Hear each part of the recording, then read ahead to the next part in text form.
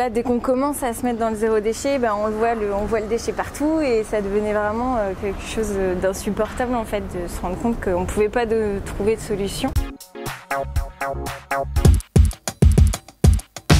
Donc moi je m'appelle Mathilde et je suis co-gérante avec Amélie de la Maison du Vrac. Du coup je suis Amélie et je suis co-gérante avec Mathilde de la Maison du Vrac à Caen. Alors la Maison du Vrac c'est une épicerie, donc zéro déchet en fait, c'est une épicerie dans laquelle vous trouvez tous les produits du quotidien vendus sans emballage. C'est une épicerie indépendante, c'est important de le dire. On a travaillé ensemble en fait dans une chocolaterie. Ça fait plusieurs années qu'on se connaît. On est devenus collègues et après amis et en fait on a toujours continué à se voir. Après on n'arrêtait plus de se voir. On a toujours voulu continuer à travailler ensemble. On consommait déjà comme ça et à Caen, ça manquait énormément dans le centre-ville de Caen. Il n'y avait rien. Pour trouver des commerces en vrac, il fallait aller sur les extérieurs, dans les biocoop. Dès qu'on commence à se mettre dans le zéro déchet, on voit le déchet partout et ça devenait vraiment quelque chose d'insupportable en fait, de se rendre compte qu'on ne pouvait pas trouver de solution.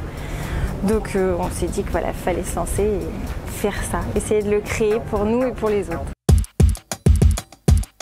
C'est très large, en fait, c'est vraiment, on essaye d'être une épicerie pour avoir tout ce qui nous sert dans le quotidien. Dans l'alimentaire, ça va être les produits secs, le riz, les pâtes, la farine, donc tout en vrac.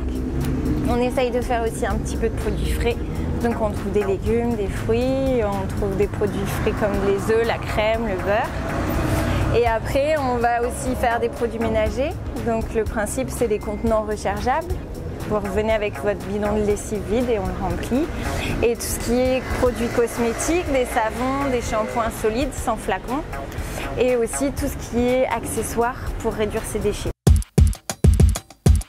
Chiffre exact, je sais que j'ai vu la famille presque zéro déchet, là elle expliquait qu'ils sont descendus du coup à un petit bocal par an de déchets. 390 kg de déchets par famille par an. Près de 2 sacs de poubelle minimum par semaine. Après ils sont passés à un sac de 20 litres par semaine et après un sac de 20 litres pour l'année et après un bocal. Enfin ils ont réduit vraiment énormément. Les emballages représentent quasiment plus d'un tiers de notre poubelle. Après tout ce qui est compost aussi, tout ce qui est éléments organiques, ça représente un autre tiers de ces poubelles. Donc si on fait son compost et qu'on fait du vrac, on enlève enfin voilà, il reste plus qu'un tiers après de déchets non recyclables et non compostables. Il faut y aller petit à petit, il ne faut pas se mettre la pression et essayer de tout changer du jour au lendemain. En fait, c'est super important d'y aller étape par étape. Donc on peut commencer juste par exemple par un shampoing solide. Un shampoing solide, c'est super facile à utiliser. Et ça donne exactement la même chose qu'un shampoing en gel. Donc on peut commencer par là et petit à petit en fait s'habituer à faire du vrac.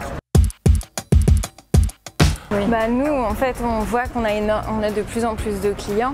Au début on avait vraiment les gens qui étaient déjà conscientisés, qui étaient déjà dans cette démarche là. Et après, on a vu arriver des clients qui venaient par curiosité pour découvrir et petit à petit, en fait, on voit que le bouche à oreille fait son effet, les gens découvrent et testent, souvent par les cosmétiques justement.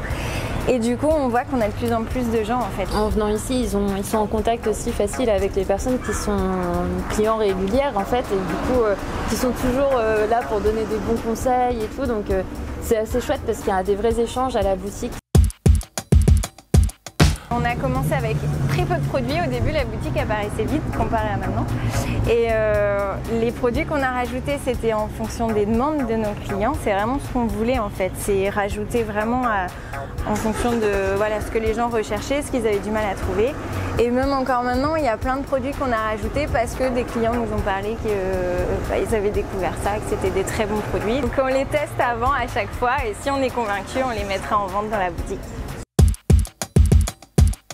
Alors, je pense que c'est possible, c'est juste une histoire d'ouverture d'esprit et je pense que comme tout le monde prend conscience que les déchets c'est vraiment quelque chose en trop, qu'on met à la poubelle directement en rentrant, ça choque de plus en plus. C'est très concret dans notre quotidien en fait, on les prend et on les met à la poubelle donc les gens vont peut-être se rendre compte de ça et puis se mettre de plus en plus à essayer de les éviter et du coup je pense que c'est complètement possible. Plus il y a de demandes, plus il y a d'offres et du coup moi, je pense que ça va se faire.